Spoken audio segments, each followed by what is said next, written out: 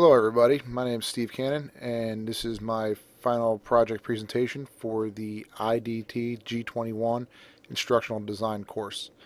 From this course, I got the opportunity to actually do something we need to get done here for a while. Heidi Gerdo and myself are both working on developing college-wide classes in developmental shells that will be implemented across the three campuses where the architectural engineering program is offered. So we turn around and use the AET 236 Building Service Systems course and develop the first module within that course. This module is developed with multiple delivery methods in mind, being able to deliver it as an online course, as a hybrid course, or in a face-to-face option. As in any one of our courses, we would start initially with the Start Here tab and spend the first 60 minutes going through with some Start Here activities and some introductory quizzes.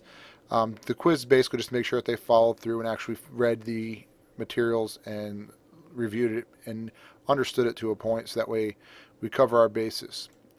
If you go to Module 1, we've actually broke this down fairly simple. As you can see, the module will take 3 weeks, and we are going to actually introduce sustainability as our first sustainable design, as our first subject. So as we go through here, we have the objectives, and we've listed out each schedule, what we're going to do, what's to be done in the class, or to do for that week, what is due as far as assignments that are due that week. We put the due dates and times, and then of course the next class we did the same thing. As you look in this, the content varies quite a bit, and what we have, there's a lot of delivery. So for the first week, you can see that we have read, and it says read the content, and watch some videos, which are down here in our readings and resources. We have in a classroom setting, we will watch these 3 videos in the classroom, but for what I'm looking at, we're looking at online stuff. I'm focused mainly on that, where Heidi's looking more at the hybrid. But the online, where they would have to read all these and do the videos, and as part of that they would have to then complete a quiz which proved that they actually went through and did the readings. The next thing they would do in the module is they would come into class, the following class, and we would do a lab, and they would do some activities. This lab is not very difficult. It needs just a plunger or a taller object, which once again I can go down here to activities and assignments. Click on this, and if you look at the lab, it'll talk about what they're going to do here, and like I said, it's fairly simple, and all they need is a height where they can calculate the angle of the sun. So that can be done at home without any difficulty, so it's not a big deal to be doing that online even. So they're doing something physical, they have to record the data and show us what they did.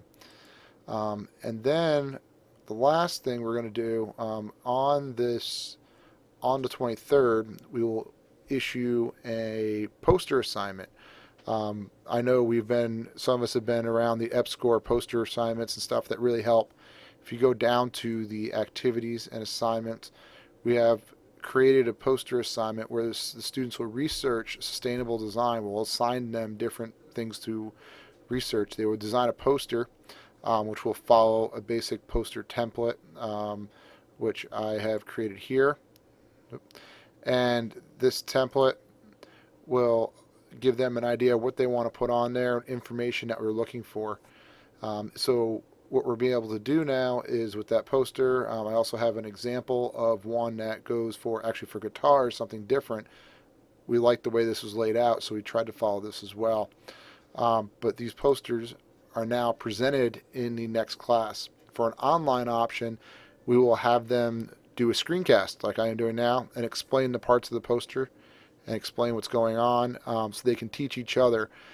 So what we will also do with this is for the readings, for the lab, and for this poster, each one of those will also include discussion board items online, which now we're making sure to add that extra content, because in the classroom you have those conversations where online you won't be able to have those conversations. So adding that discussion board, adding that extra participation will really help them. We found that by mixing up readings, videos, and activities, we're now reaching many different learning styles, which I think is one of the major things that we should learn as instructional design.